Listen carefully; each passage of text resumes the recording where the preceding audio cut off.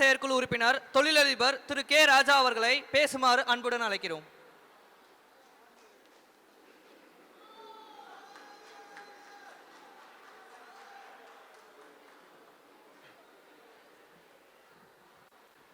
அனைவருக்கும் வணக்கம். சர்வதேச உரிமை கழகத்தின் தலைவர் மோச செல்லதுரை அவர்களுக்கு மனமார்ந்த வணக்கத்தை தெரிவித்துக் கொள்கிறேன். முதல் வணக்கத்தை தெரிவித்துக் கொள்கிறேன். இந்த சர்வதேச உரிமை கழகத்தின் வந்து கொண்டிருக்கும் அனைத்து நண்பர்களுக்கும், தாய்மார்களுக்கும், நண்பர்களுக்கும் மற்றும் உறவினர் அனைவருக்கும் மனமார்ந்த வரவேற்பை தெரிவித்துக் கொள்கிறேன். ஒரு சிறு வார்த்தைகள் பேச வேண்டும் என்று ஆசைப்படுகிறேன். சர்வதேச உரிமை கழகம் என்னவென்று தெரிந்து கொள்வதற்கு உங்களுக்கு மிக சிறந்த ஒரு விஷயம் என்னவென்றால் இங்கே அமர்ந்திருக்கும் இரண்டு சிங்கங்கள் சொல்லலாம். ஒரு சிங்கம் வந்து காளிராஜ பாண்டியன், இன்னொரு சிங்கம் வந்து ரவி அண்ணன்னு சொல்லலாம். எதுக்காண்டி இரண்டு சிங்கங்கள் சொல்றேன்னா, நடு சிங்கம் யாருன்னு கேட்டீங்கன்னா எங்க தலைவரை மோச செல்லதுரைன்னு சொல்லலாம். தொப்பியில சிங்கம் தொப்பி போட்டிருப்பாங்க. அந்த தொப்பியில பாத்தீங்கன்னா முகம் இருக்கும், சிங்கம் முகம் இருக்கும். அதே மாதிரிதான் ரெண்டு பக்கமும் மீச முறுக்கின சிங்கம் ரெண்டு பேரும் உட்காந்துருப்பாங்க. நடு சிங்கமா ஒருத்தர் இருப்பாரு, ஆனா பின்னாடி சூர்யா படத்துல சொன்ன மாதிரி பின்னாடி ஒரு சிங்கம் இருப்பாங்க அப்படிம்பாங்க. அந்த சிங்கங்கள் யாருன்னு கேட்டா அமர்ந்திருக்கும் இளைஞர்கள் உட்காந்துருக்கும், அம்மா இங்க இருந்திருக்கும். இந்த சிங்கங்களாக நாங்க இருப்போம் என்று நான் கூறிக்கொள்கிறேன்னா இதுல என்னைக்கும் மாற்றம் வராதுன்னா இங்க இருக்கிறவங்க எல்லாருமே துணையா இருப்போம். நாங்க அதுல ஒரு கேட்டுக்கிறேன். இன்னொரு சிறு மாற்றங்கள் மட்டும் மாற்றி கொடுக்குற மாதிரி ஒரு விஷயம் நான் கேட்க வேண்டியது இருக்கு நான் உங்கள்கிட்ட. ஆனால் சமயத்தில் வந்து இப்போ டிஏஜி ஆஃபீஸ் போயிருந்தோம்னா மேடம் உமா மேடம் இருந்திருந்தாங்க. ஒரு நோட்டீஸ் கொடுக்கறதுக்காண்டி உங்கள் பேரை சொல்லிட்டு எல்லாமே போய் கொடுத்துட்டு வந்திருந்தோம். உட்கார வச்சு அமர்ந்து எல்லாமே பேசினாங்க, செஞ்சாங்க, எல்லாமே செஞ்சாங்கண்ணே. ஒரு சில கோரிக்கை மட்டும் வச்சுருந்தாங்கண்ணே. என்ன கோரிக்கைன்னு கேட்டிங்கன்னா, இந்த ஒரு சின்ன கேஸ் வாங்குறவங்க போயிட்டு உள்ளார போயிட்டு வராமல் முடிஞ்ச அளவுக்கு நான் தவிர்க்கிறதெல்லாம் எல்லாமே ஏற்பாடு பண்ணி பார்த்தேன். ஆனால் என்னால் தவிர்க்க முடியல. ஆனால் அந்த தவிர்ப்பதுக்கு எப்படின்னு கேட்குறாங்கன்னா, இப்போ சின்ன கேஸை வாங்கிடுறாங்கண்ணே. ஒரு இளைஞர்கள் தெரியாமல் அவர் தவறு செஞ்சு ஒரு சின்ன கேஸ் வாங்கிட்டு முடிஞ்ச அளவுக்கு அவங்க உள்ளார போடக்கூடாதுன்னு நினச்சி தான் அவங்க ஆசைப்படுறாங்க. அதையும் முடியாமல் தான் உள்ளார அனுப்புகிறாங்கண்ணே, ஜெயிலுக்குள்ளார அனுப்புகிறாங்க. அந்த ஜெயிலுக்குள்ளார போயிட்டு வந்து அந்த பழக்க வழக்கத்தினால ஒரு சில மாற்றங்கள் மாறுதுண்ணா. மக்கள்கிட்ட, இளைஞர்கள்கிட்ட மாற்றங்கள் மாறுது. அந்த மாற்றங்களை நீங்கள் முகாமாக போட்டு செயல்படுத்தி கொஞ்சம் திருத்தங்கள் ஏற்படுத்தி கொடுங்கள் என்று சொல்லியிருந்தாங்கண்ணே. அந்த திருத்தங்கள் உங்கள் மூலியமா நம்ம சர்வதேசம் உரிமை கழகத்தின் மூலியமாக நீங்கள் வருஷத்துக்கு ஒரு 3 முகாம் போட்டு எல்லாத்தையும் கொஞ்சம் மாற்றி அமைக்க வேண்டும் என்று நான் இது கோரிக்கையாக வச்சுக்கிறேன். இது எந்த கோரிக்கைன்னு கேட்டிங்கன்னா, எல்லா மக்கள் எல்லாமே வந்திருக்கிறாங்கண்ணே, நண்பர்கள், உறவினர்கள் எல்லாருமே வந்திருக்காங்க. அவங்களை கொஞ்சம் கொஞ்சமாக திருத்தி இன்னும் மக்களுக்குள்ள நம்ம அமைப்புக்குள்ளார கொண்டு வந்து சேர்க்கணும்னு சொல்லி ஆசை இருக்குது. ஒரு சில கேஸ் எல்லாம் வாங்கியிருக்கிறாங்கண்ணே. அந்த கேஸுகள்லாம் திருத்தம் பண்ணி கொடுத்து அவங்கள பழையபடி மறுபடியும் அவங்க வீட்டுக்கு, அவங்க தாய்மார்களுக்கு கொண்டு சென்று வேண்டும் என்று நான் கேட்டுக்கொள்கிறேன். அதுக்கு ஒரு வருஷத்துக்கு ஒரு 3 முகாமாக போடணுண்ணே. நம்ம சேவைகள்லாம் நிறையா செஞ்சுட்டு இருக்கிறேன். அது எல்லாருமே முன்னாடியே சொல்லிட்டாங்க.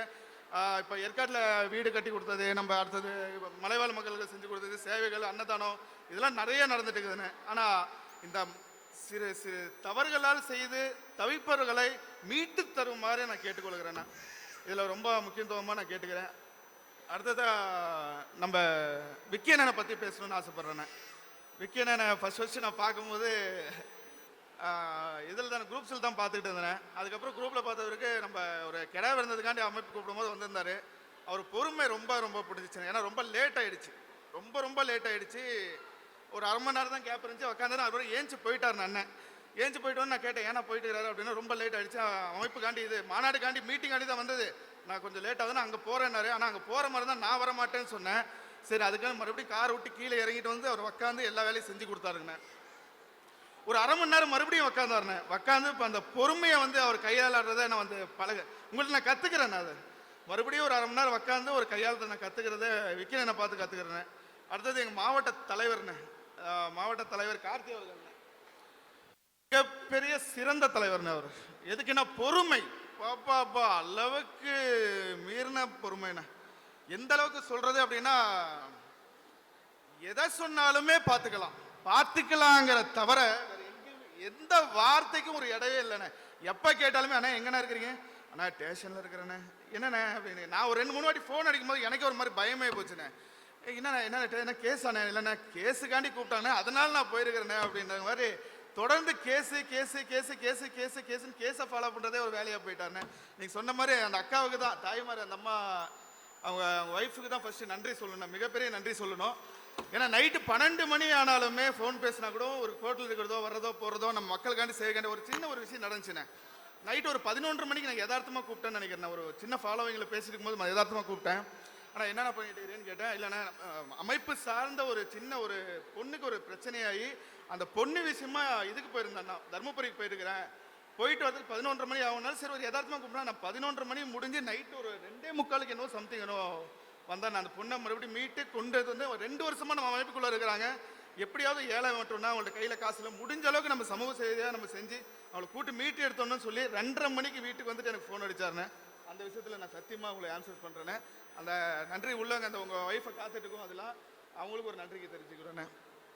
நான் இன்னொரு விஷயம் என்னன்னு கேட்டீங்கன்னா, இந்த கூட்டங்கிறது அது அப்பாற்பட்டதுன்னு இந்த மக்களை நான் சேர்த்தணுங்கிற ஒரு எண்ணத்தில் மட்டும்தானே நான் உட்கார வச்சுக்கணும் தவிர கூட்டத்தை சேர்த்துறது நான் எப்படி வேணாலும் சேர்த்துருக்கலாம், அது பிரச்சனை கிடையாது. இவர்கள் என்னிடம் என்னை சர்வதேச உரிமை கழகத்தின் மாநாட்டை பார்த்து அதை என்னன்னு தெரிந்து கொள்வதற்காண்டி இந்த கூட்டத்தை நான் வர வச்சிருக்கேன். இவர்கள் சுத்தி உள்ள சேலம் மாவட்டத்தின் சுத்தி உள்ள சிங்கங்கள்னு கூட்டங்கள் அல்ல, இது சிங்கங்கள். எல்லாருமே என்னோட அண்ணன் தம்பி தாய்மார்கள் அந்த மாதிரி ஒரு உறவினராக இருக்கிற ஒரு வினோத்துன்னு சொல்லினேன், மிகப்பெரிய என்னோட தம்பினேன்.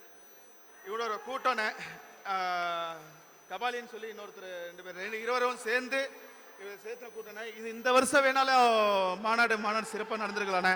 ஆனால் மேலும் மேலும் மேலும் சொல்கிறேனே, இவர்களால் கூட்டம் இன்னும் முன்னேற்றமாக இருக்குமே தவிர தோல்வியடை கூட்டமாக இருக்காதுன்னு நான் சர்வதேச உரிமை கழகத்தில் கண்டிப்பாக நான் கேட்டுக்கிறேன்.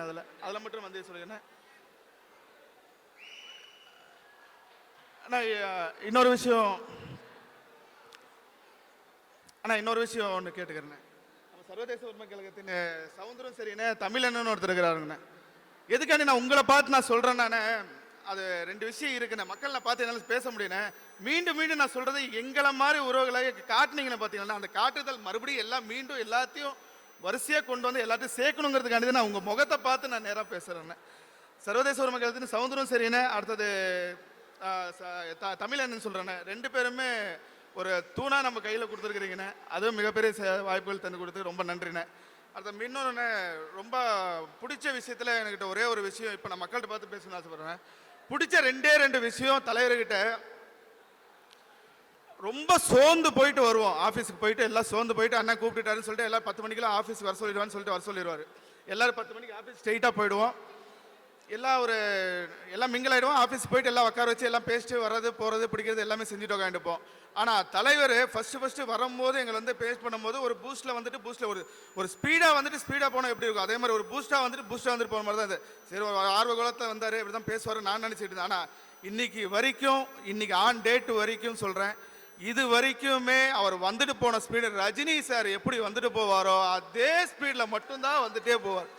வருவார், பேசுவார். நாங்கள் சோர்ந்து இருந்தாலுமே அந்த சோர்ந்துகள்லாம் தாண்டி ஒரு எல்லாருக்கும் ஒரு எனர்ஜி தந்து நிறைய ஓடுற அடுத்த செகண்டில் என்ன பண்ணலாங்கிற யோசனை தந்து கொடுக்குற ஒரு நல்ல தலைவனாக நினைக்கிறேன்னா. எங்களுக்கு எதுக்கு இந்த வாரம் சொல்கிறேன்னா, உங்களோட ஸ்பீச்சுக்கு இடையே இல்லைண்ணே. இன்றைக்கி ஸ்பீச்செலாம் நாங்கள் பார்க்கலண்ணே, இதெல்லாம் வேறு ஸ்பீச்சுண்ணே.